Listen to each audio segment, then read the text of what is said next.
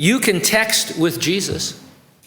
The developers say, discover a new interactive way to engage with your faith through Text with Jesus, a revolutionary AI-powered chatbot app designed for devoted Christians seeking a deeper connection with the Bible's most iconic figures.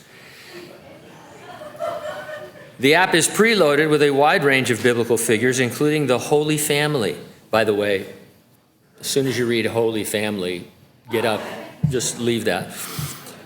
The apostles and more. We're constantly adding new figures, so stay tuned. 2 of the frequently asked questions on their site. Number 1, am I really talking to Jesus?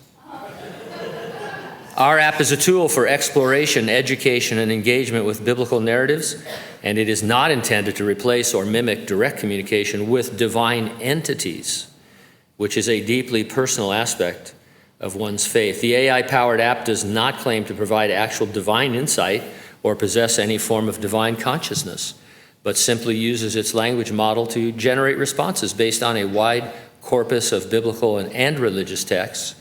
The purpose of the app is to stimulate reflection, deepen understanding of religious texts, and encourage meaningful conversations about faith.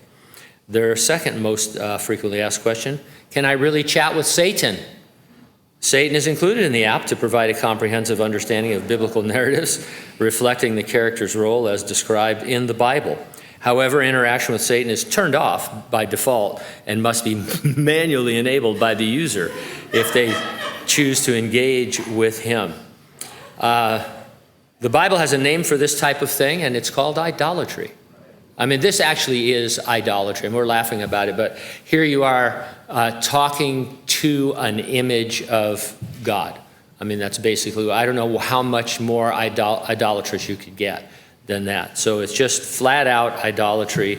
And you know what? I went to Apple, to the App Store to see what platforms, and there are a lot of chat bots with Jesus now, or religious chats or things like that. In fact, there's a guy, Anthony Levandowski, he's an AI pioneer. He launched an AI religion. It's called the Way of the Future. For the last 4 billion years, he's in trouble already, we've had organic life forms, but now for the first time things are changing and we're going to have inorganic life forms, Lewandowski told Bloomberg. We don't know what these inorganic life forms are going to be, but we're going to fuse it with all these magical powers and we want it to give us things. Lewandowski believes that AI can bring heaven on earth.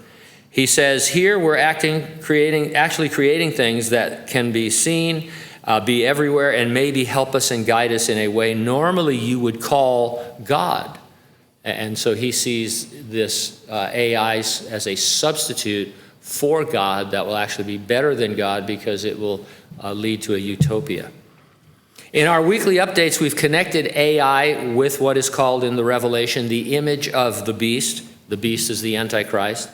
It is something inanimate that is given breath so that the image of the beast should both speak and cause as many as would not worship the image to be killed. It may be, this image of the beast may be what defiles the tribulation temple when 3.5 years into it, the Antichrist demands to be worshiped. It's easy to see how most of the global population will go along with it if they have been texting with Jesus and Satan for a few years and doing these other role play things. And, the world outside of Christians and Jews will be ready for idolatry. And so that's what the world is going to. And, is AI the thing that will power that image? We're not really saying that, but we are saying it's exactly the kind of development we expect from reading the Bible.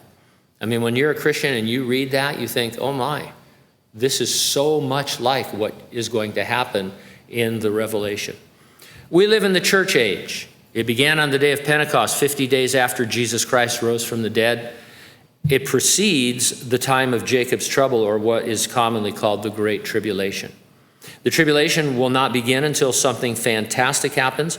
The Lord said he would return for us, the church, raise the dead in Christ, and then catch up or rapture living believers.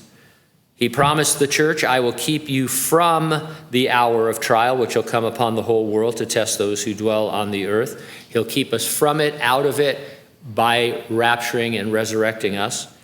And that is always an imminent event. Could happen right now, could happen at any time. Nothing else needs to happen before the Lord can come for us.